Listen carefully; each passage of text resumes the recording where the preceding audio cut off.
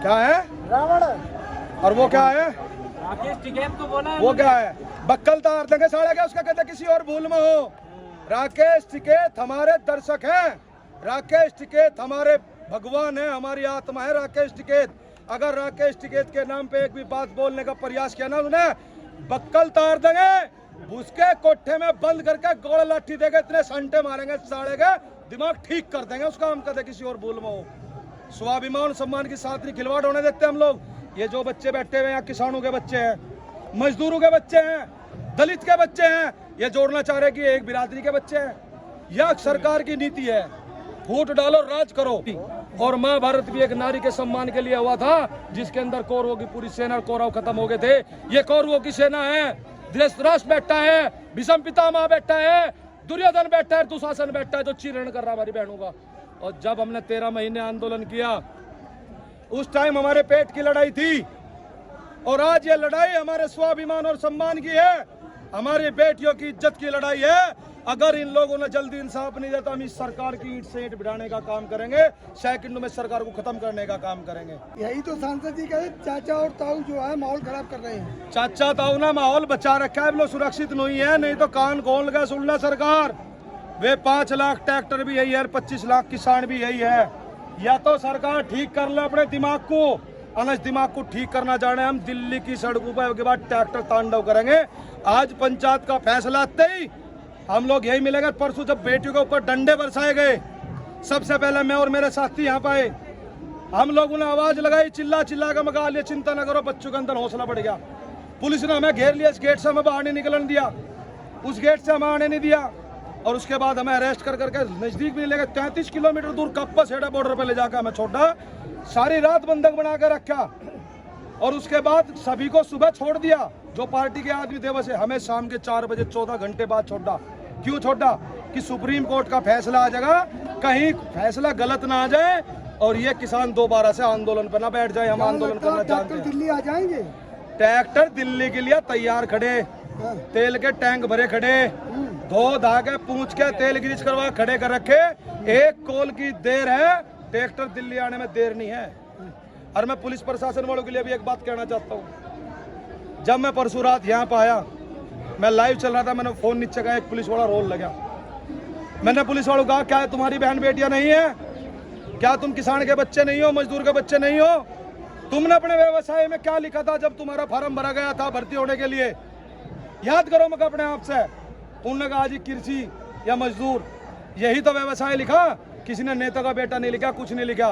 तुम कहे बेटी भी किसानों की बेटी है, इनके सम्मान के लिए तुम कैसे खड़े हो? वे लोग रोने लगे। इन लोगों के हाथ बांध रखे हैं, इन लोगों ने इन लोगों को बंधक बना रखा है, पुलिस के हाथ को खुली छूट नहीं दे रहे। मैंने कह रहा दिल्ली पुलिस इतनी मजबूत पुलिस है, अगर ये सरकार 1 मिनट की छूट इसे दे दे तो ब्रजभूषण जैसे पता नहीं कितने अंदर हो गए, कितने लोगों का लठ मार मार के भीतर कर देंगे। ब्रजभूषण कह रहे हैं कि एक बाबा है और एक लाला, ये दोनों ने मेरे खिलाफ साजिश रची है। साजिश? भाई बाबा जी कौन से है? ये योगी जी है क्या?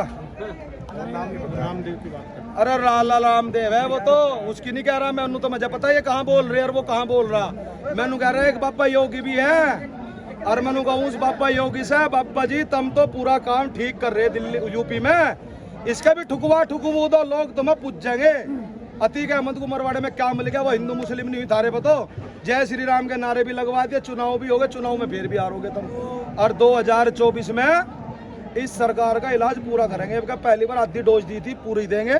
और जब किसान आंदोलन 13 महीने बाद समाप्त हुआ था, जब भी हमने कहा था कि अल्प विराम है, आंदोलन दोबारा से जागरूक हो चुका है, और ये आंदोलन पूरे जन जन की आवाज है। इतिहास उठा करके देख लेना कि जब जब जंतर मंतर से कोई आंदोलन हुआ, रामलीला ग्राउंड में पहुंचा है, तब तब सत्ता परिवर्तन हुई है, सत्ता बदली जाएगी। अब की बार ये इतिहास गवाह है। अतीक अहमद की बात है, अतीक अहमद एक मरा, दूसरा तो उन्होंने पैदा कर दिया, तैयार कर दिया। अतीक अहमद का बख्तू पैदा कर दिया।